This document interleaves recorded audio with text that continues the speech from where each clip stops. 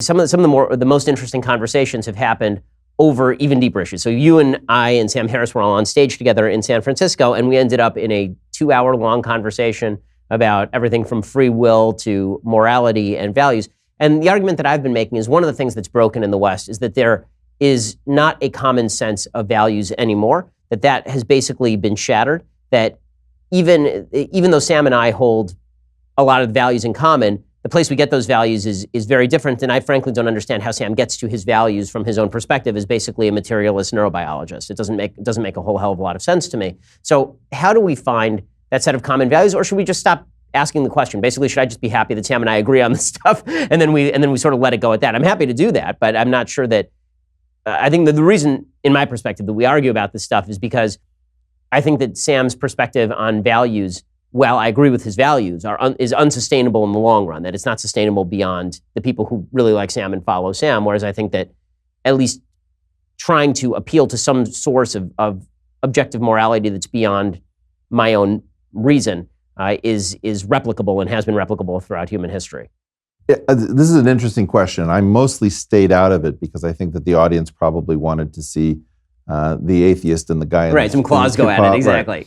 Right. But I had a very different take, I think, than both of you. And I came at it from sort of an evolutionary biology perspective.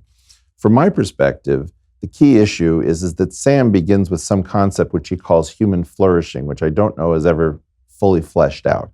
And from what I can tell, the great danger with humans is that we can wake up and look at theories of selection and say, oh my gosh, this is the game that brought us here. And even if evolution is the engine that created us, we don't need to keep playing that game. So, for example, we don't need to have children because we have birth control. So even if we want to have sex, we can get involved and break that linkage. And these are things have to do with the way in which the human body is constructed. We think about proximates and ultimates. A proximate is thirst, but the ultimate is dehydration. A proximate is hunger, but the ultimate is lack of nutrition. Yeah. Right.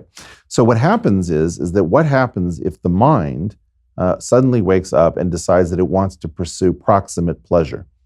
And if you break the body into two kinds of tissue, soma and germ, the germ is your lineage, what contributes to your having children, and that is the thing that is immortal. But the soma is disposable. And so we're all in danger that the soma that is our mind can wake up and say, hey, I just want to have fun and I want to have pleasure. I'm going to define human flourishing to be whatever it is that I particularly enjoy. Now, it's not true that every atheist is going to go crazy like this, far from it. But the problem is that it doesn't necessarily scale. So I'm in the odd position of basically being an atheist who is very sympathetic to religion and who in fact attends services and has a temple in large measure because I believe that the brain has a sort of Chomskyan pre-grammar of religion. And that is that what sustained us was a belief in something longer than our somatic lives. We all feel that usually in terms of our children, even atheists. But the key question is, let's imagine that you don't have any children. Are you going to make investments that are going to benefit future generations if you don't believe that there's anything that happens after you die and there's no purpose and there's no meaning?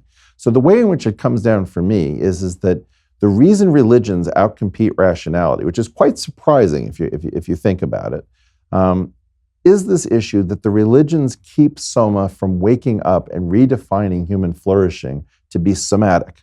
And that is probably the thing that I think Sam has not fully addressed. Now, Sam is unusual because he is the atheist who sees the value in religion clearly and says, I think we can accomplish all that religion does well from the perspective of reason.